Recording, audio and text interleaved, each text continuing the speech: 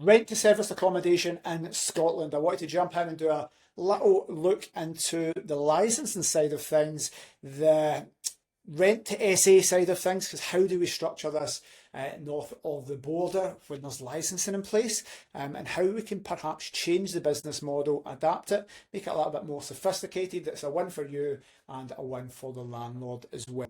So rent to SA generally, I've done another video. I'll try and put that under this if you're seeing it somewhere else. Ask me for the general rent to rent versus joint venture video, because a link that goes into what rent to SA is. I'm going to specifically talk about Scotland here. So in England, south of the border, I can go meet somebody, sign an agreement, handshake, get a property. I record this on a Wednesday. I can then go and just go to IKEA, get that furnished, get a furnishing company in, boom, have that online for Friday, have guests Friday night. There's no barriers to entry, it's nice and easy. I get a rent to rent, I furnish it, I put it in the market, I'm good to go. But in Scotland, we need to go and get a licence. How long does that licence take? It can take a couple of months, it can take a year. It depends on the local authority, and it depends on the complexity of your case, your property, neighbours. We'll dive into that. So what is a licence? We need to get a licence from one of the 32 local authorities to operate. We can't just do it. So same as everything's licensed in Scotland, you need to register as a landlord. To be a letting agent, you need to go into the letting agent registry. But to operate short-term property, we need permission. We need that licence. So we need to apply to the local authority where that property is based. Mostly the owner needs to do this. We need to pay a fee. That fee can be between 400 and £1,000. I think some of the Highland, £1,000. Some local authorities more likely to give that than others. Glasgow declared the housing emergency, so they're unlikely to give you planning, although insist on planning as well as the licence, but they're not going to give it because there's a housing emergency. They don't like shared entrances. I'm not saying it's impossible in Glasgow. I'm just saying there's a 99% refusal rate. Is this property you're involved in and want to do a rent to rent with or have to own to rent out? Are you the 1%? Same in Edinburgh, 97.9% refusal rate at the last hearing I heard. Are you the 2% in Edinburgh? So Edinburgh, Glasgow city centres, are they going to give it? It's going to be very, very difficult. I'm not saying you can't do it. I'm just saying only 1% get through. I know people that have done it. Some of our clients have done it in Glasgow, but it's unlikely. And some of our ones that did get licences are not going to get renewed this time. So housing emergency, lots of other things. Edinburgh hates short-term rental licences. They want hotels and apart hotels. So our area is important. What do we pay? Well, you need to pay this in advance. So here's the first question. If you're doing a rent to rent with a landlord, you're going to guarantee them rent for 3 years. You need a licence for me to do this. Well, who's paying for this? Who's paying the £500 or the £1,000? Is it you or them? Is a landlord going to do that to get guaranteed rent? Let's be realistic. No. Depends where the property is and how high value that is regards the rental. How much demand is there? If it's in the West End of Glasgow, as a nice example, we did viewings. It was 30 people queued up to view that. Hundreds of inquiries if you catch it at the right time in the right part of Glasgow. Are these landlords going to ever do SAY? There's no need, because you're never going to be paying above market value for this. So they're certainly not going to be paying £1,000. Next thing is the timescale for this. Well, the timescale depends on a few factors. The local authority. Some are slow, some are fast. Some are efficient, some are a nightmare. Most are a nightmare. What time of year are you applying? What's the other backlog they have? Because they're always going to have a backlog. The next thing is, how complicated is your case? So for a licence, you are going to apply to the local authority. You're going to submit your documents. You need to go and put a thing up outside, a poster, to let neighbours know you're doing SA. They get notified. So they're going to get the chance to raise objections. So in the perfect world, your property's fine. Neighbours don't care. Everything's nice and easy. It's not in an area that's standing out. It's been pure residential. They pass it through. It can be a couple of months. But what happens if neighbours start objecting? Well, when there's neighbour objections, you then need to go to the tribunal. You need to go and face them face to face. I know, because I've been there. The team have done over 100. So you need to go. I went to Ayr in this course, Ayr County Buildings, and all these objections get raised. There's panels, the neighbours are coming in, the people that object are there. There's been times when the team have had chairs thrown at them. I get dogs abuse at one. Are you going to fucking ruin your business? How dare you? The neighbours don't like this. So where there's a neighbourhood big vigilante thing, session coming together, it can be difficult, and they're going to cause hassles for you getting the license. They're going to talk about parking, they're going to talk about people coming and going, the noise, all of these things. So you need to have a solid business plan to pass over to them. Now, if it's your property, this is slightly easier, but if it's not yours, who's going to go and face all that? Who's going to go and sit at the tribunal? You don't need to do it. They can get legal representatives, but a landlord's not going to do that to do rent to rent. You're going to need to go and do rent to rent and sit at these tribunals when you've never really done it before.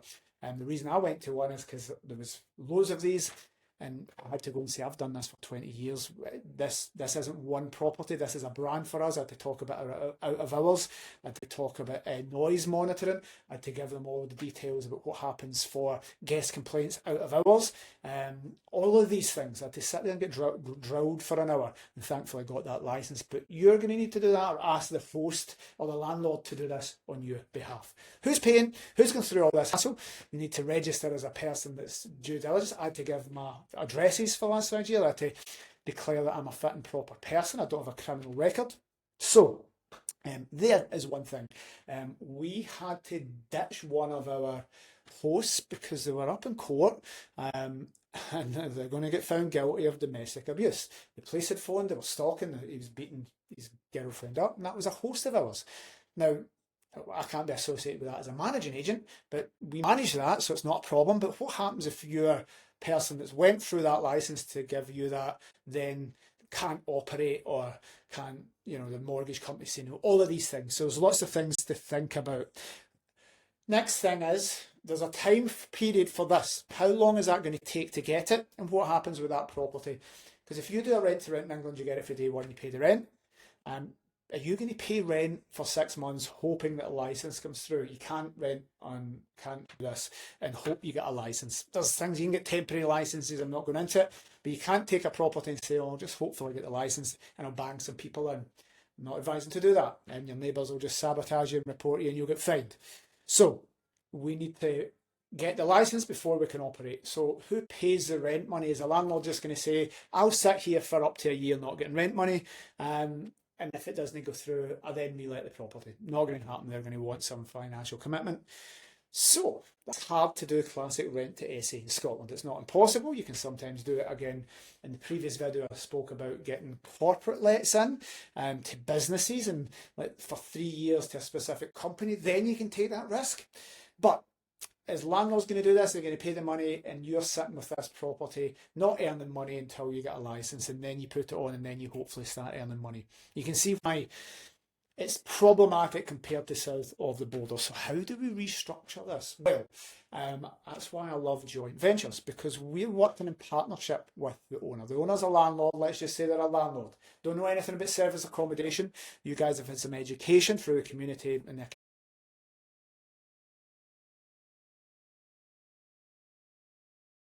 taking it and managing it yourself and keeping all the profits. Again, look at the other video, and we'll go into a little bit more detail about joint ventures, so I'm not going to double that up here.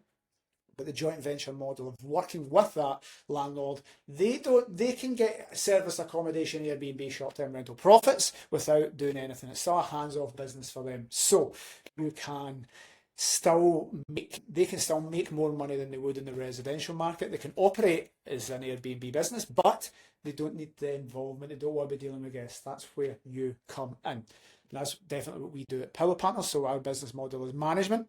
So there's rent to SA, there's kind of joint venture agreements, then there's pure management. So in Scotland, I always say, if you're thinking of doing serviced accommodation, rent to SA, we've told the reasons why it can be a little bit more difficult and challenging. But if you're finding a business partner, they're happy to sit for 3 months because they're going to be building a business. For me, the easiest way is just managing it for them. So we manage that whole process at Pillow for people. We help them, we give them the stuff. Much higher chance of the landlord getting the license because they're backed by a company like Pillow. Or if you want to do your own management company, you're there to go to court and do these things. And there's certain things you can apply to the license application that increases your chances. It reassures the panel that you need to fight for that that property is going to be well looked after. So out of hours, having done this for 20 years, works for us. And that's why we say rent to service accommodation in Scotland, a joint venture model where you're there as a property manager. Take it a step further. we want to do this under our business model. We're always looking for amazing people. We have one person locally, so lots of places in Scotland already going. But for us, if I look at it, we've probably got 500 JVs across the UK, because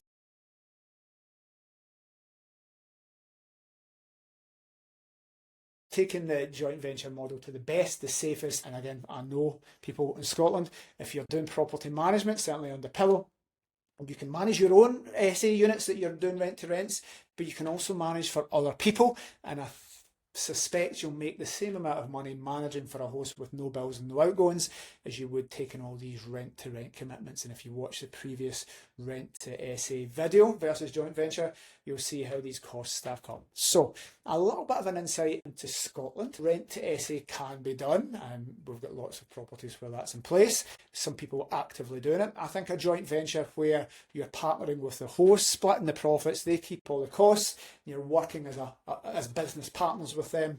And again, we've taken that to the next level with systems and procedures to make sure that we are proper business partners. Essentially, our hosts, the owners, give us a property, we set it up for them, we do absolutely everything, we create them a hands-off business. So very similar to a joint venture, but more profitable for the host, much more profitable for the property managers who come on board with us. And I hope that makes sense, guys. Any questions, let me know. If you want to think about doing joint ventures and stuff with Pillow, being one of our regional team, just pop me a message, say partner, or let me know, pop me a message. I can take that conversation forward. We'll see if your area is available, because we tend to have one person in each area. Then we all come together to help each other. I think the tagline in the back was stronger together. It's on all the pens and all the literature.